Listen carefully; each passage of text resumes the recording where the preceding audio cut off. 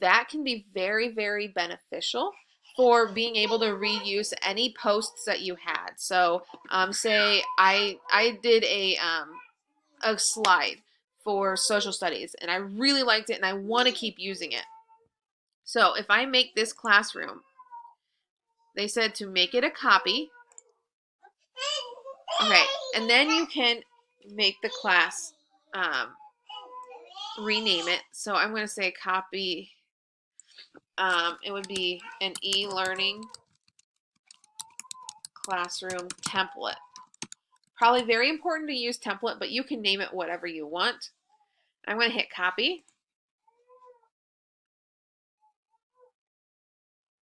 It'll take a minute.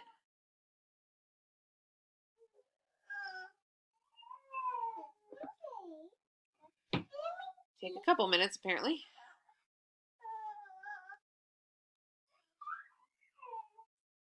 Okay. So, it's not in my archive classes. It's actually going to be in your regular classes now. So, it's creating my class right there. That is something that I will show you guys at a later date, but this is great to have on. You can reuse posts that you've seen, and that's going to be a different video because that can take a little bit. So that we've done that, and that I do recommend doing because you can reuse posts, reuse files, and it's a great way to do it.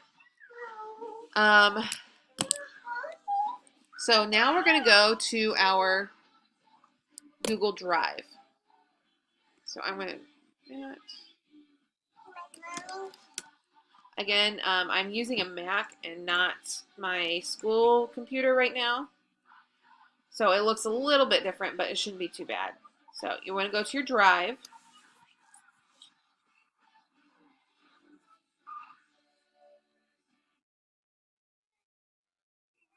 Okay. So my Google Drive, after 9 weeks of this, is going to be bogged down. Just plain bogged down. You see I have folders right here that help. Okay. Making a folder is very beneficial and being able to go through. Really, you just need to sit down and be able to go through your drive and put them into folders. And before the next semester, I would really recommend that, or else your drive is just going to seem like it's out of control. Right here, we talked about the shared with me. It can't be. It like I said, it's a filter.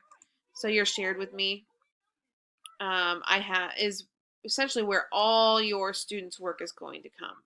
Okay, anything that's been shared with me, all the students' work that it's there. Okay, sweetheart. Okay, sweetheart. So your drive. So to make a folder, you go to New and New Folder. Okay, so 2019 to 20 e-learning work. Okay, I just made it quick. All right, so right there's my folder. So May 19th Math Mystery. Okay, that was, you right click on it. Okay, and move to, and I'll go from my drive, hit that arrow, and then it'll let you choose a folder. Oops. Move to my drive. Okay, and then it'll let you choose a folder. So it'll be right here, the 2019-20. And you'll see that it's empty. So if you move it here, and move, okay, so now you go into your folder, and that works there. So I would really recommend going and getting all the files that you made, if they're in Google Drive, and putting it here.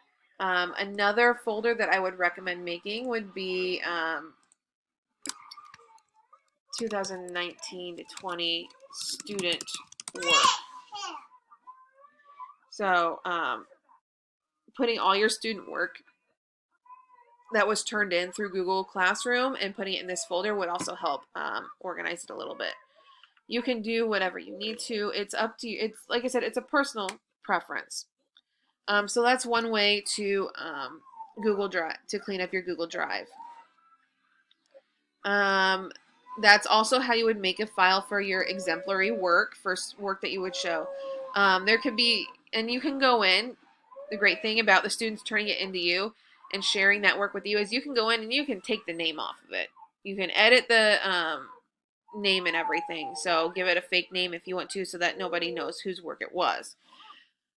Me personally, I'm probably going to be doing an exemplary folder and then a what not to do folder. So again, I can take the names off of everything, but this way I can show kids, okay, this is what I want you to do. This is not what you need to do. This is a very bad grade. Don't do this. So sometimes being able to see both of those is a great way to prove your point sometimes. They mentioned shared with me right here. You can't do anything. Like I said, it's a filter. They're we did that. So the last thing that they said is to delete old class calendars. I personally, you'll go to calendar right here. Personally, I don't use calendar very much, and I would like to start using it a lot more. But okay. So if you scroll down, everybody, all of your classroom that you have is in here, and it's got a different. Even the archived is there. So what you need to do, okay, is you just hover over one, so like right here, and you'll hit the three dots.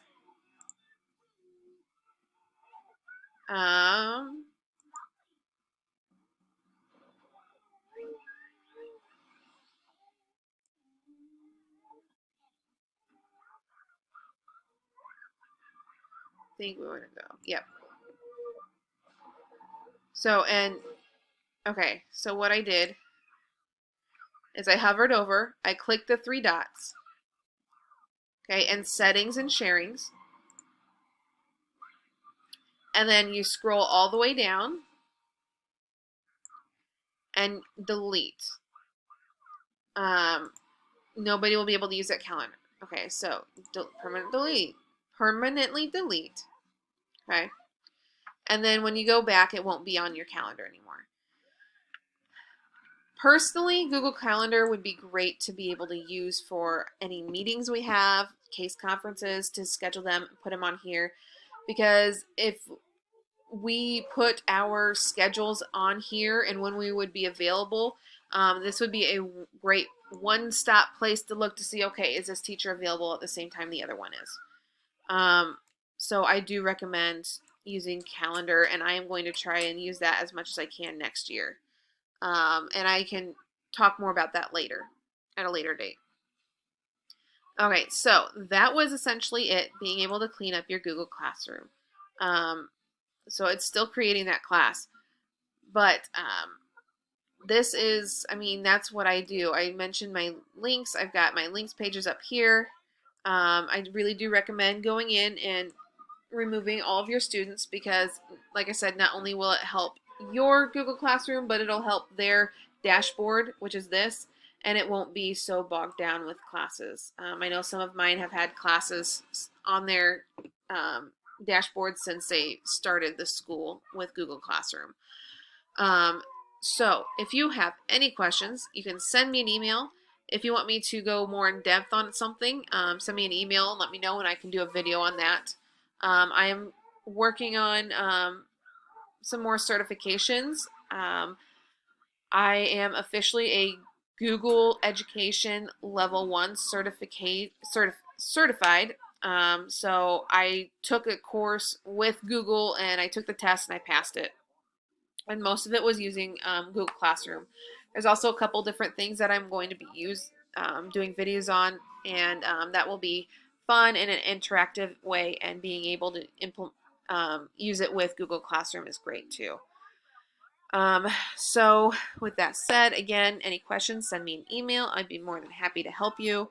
Um, this summer, I will be coming up, sometimes to the school to work in the classroom, and then I'll be there for the Model Schools conference this summer as well. And I plan on coming in little bit early than when I'm supposed to be there, and then I may stay a little after. It just depends on timing with my kids. So if you want me to sit down with you and go over some different things, let me know, and we can set up a time for that. I hope you all have a great summer, and I hope to see you all sometimes. I think I'm going to see most of you at the Model School Conference, actually. So can't wait for that, and I hope you guys have a great weekend.